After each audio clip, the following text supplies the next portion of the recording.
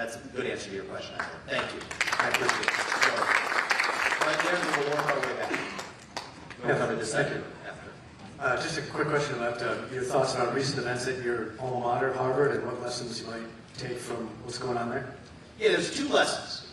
So, for those of you who are paying attention to things in the world that affect your life, rather than what's going on, but there's a lesson in this that still is deeply relevant to all of our lives. So Claudine Gay, the recently hired president of Harvard, was fired after what appears to be a really ignominious track record of failing to publish, or still haven't published, I think, 10 or 11 or 12 articles ever in her career, no books. Turns out all of them were just cut-and-paste jobs of things that other people had written about race or a bunch of other topics. And the unspoken reality in all of this is that she's a black woman. And that's the uncomfortable truth here. And it's an uncomfortable truth because, in this case, it's clear she got her job because of her race and gender. I just have to say it out loud. Because we have to address the problem, you've got to speak the truth about it. And it's sad because, actually, there's another black professor at Harvard who was far more productive than she had been, like, by miles. She actually was threatened by him and went after some what appears to be spurious allegations of creating a hostile work environment for women or something like that.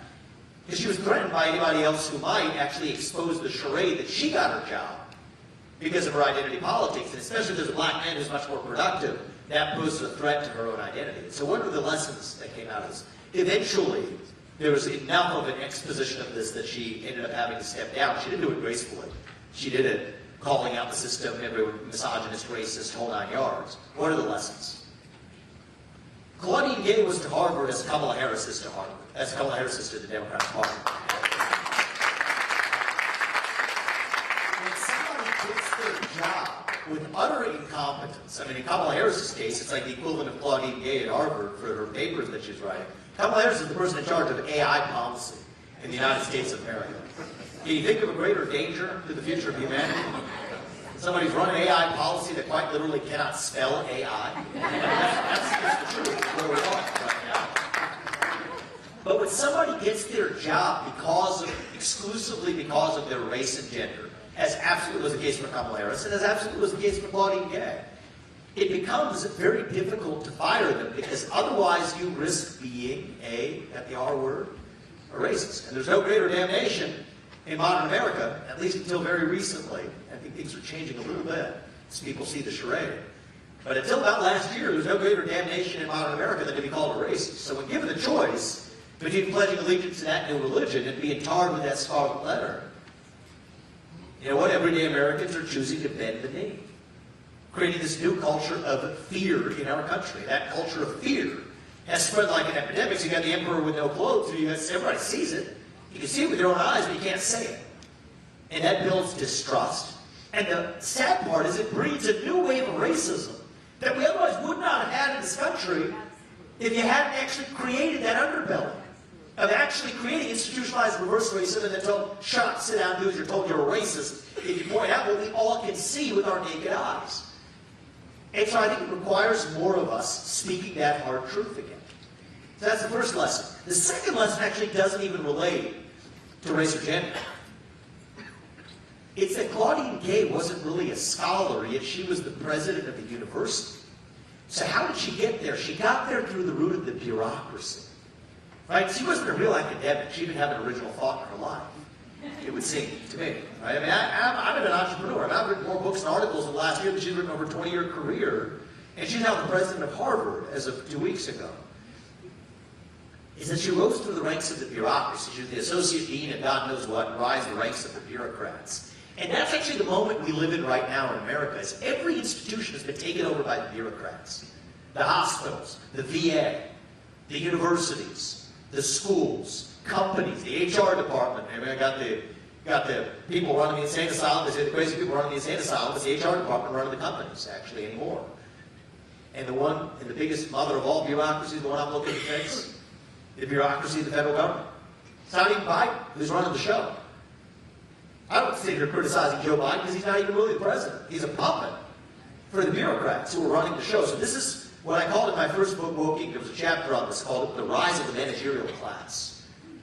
And it's not a kind of tantalizing subject that'll make, cable news on a given night, but it's the real cancer in this country, is the rise of the middling bureaucrat, the technocrat, who says that, you know what, we know better than the actual, in the case of a university professor who has original ideas. No. To them, shut up, sit down, do as you're told. We're the bureaucrats, the ones who are in charge. And then there's the thing about this is the bureaucracy and the wokeism, they go together. Because the bureaucrats always fail in their purpose, so they blow woke smoke to deflect accountability from their failures. Go institution by institution. Go across the board. Wall Street, they got the bailouts after the 2008 financial crisis. Well, you know what? We don't like Occupy Wall Street, but we'll utter some slogans you all like, use about the private jet travel to Davos, that's fine for us, but use about the racially disparate impact of climate change after you get there. Use about systemic racism, we can do that. As long as you leave us alone, we'll blow the woke smoke so our bureaucracy stays intact. Silicon Valley will censor speech. Some middling bureaucrat at Twitter or Google or whatever. It's not even Elon Musk or Jack Dorsey or anybody else at the top that even knows about it happening. It's the middling bureaucrats across the board that'll censor hate speech or misinformation as long as you leave us alone. Think about our own military, the bureaucrats in the military. General Mark Milley, the likes of Mark Milley, did not want to take the criticism for the Iraq War and their failures. He says, hey, we'll just blow some woke smoke. Talk about systemic racism and white rage in our military. Blowing woke smoke to deflect accountability for our own failures. The teachers' unions. That's the rise of managerial class in our educational system. We'll shut down the schools for 2 years in the public schools during the COVID-19 pandemic. It's amazing how COVID only affects the teachers in public schools. It only affects unionized teachers, not the non-unionized. It's interesting how that works. And then a couple of years later, it turns out the kids aren't doing so well in math classes in the inner city. The disparity has grown. What do they say? Math is racist. Math isn't racist. 2 plus 2 still equals 4, I promise you, no matter what your skin color is. But what might have been inequitable and a failure was their failure to teach those black kids in the inner city how to do math for those 2 years. But they blow the woke smoke to deflect accountability for their own failures. So actually, it turns out in that little tale about Harvard and the Ivory Tower in Cambridge, Massachusetts, there is a tale for all of us to understand. It's the rise of the bureaucrats that are using identity politics as a deflection as they fail us in every one of our institutions. And it's time for us to stand up for truth, to stand up for merit.